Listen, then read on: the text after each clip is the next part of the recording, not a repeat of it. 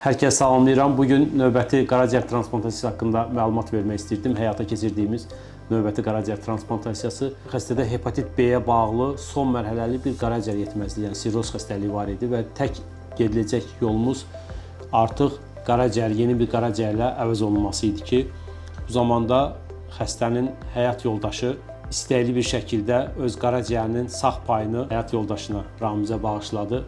Bu gün əməliyyatdan artıq 11 gün keçir. Hər ikisinin vəziyyəti stabildir. Xəstələrimiz artıq donoru bir neçə gün öncə evə göndərmişik. Bu gün isə xəstəmizi evə göndəririk. Hər şey qaydasındadır. Heç bir problemimiz qalmayıb. Artıq hepatitin də yoxdur.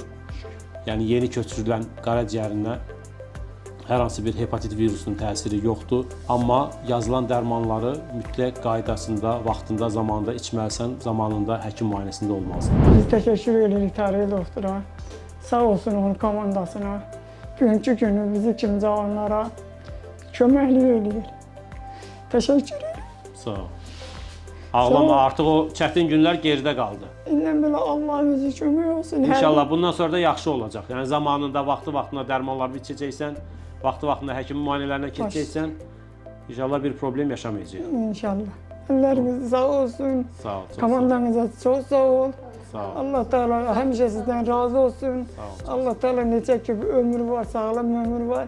Doktor, belə cavanlara, körpələrə kömək. Sağ ol, çox sağ ol. Mən fəxr edirəm ki, Azərbaycanda belə həkimlərimiz var.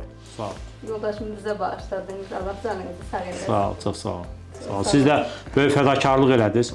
Heç düşünmədən, daşınmadan qaraciyərinizin bir parçasını həyat yoldaşınızla bağışladınız.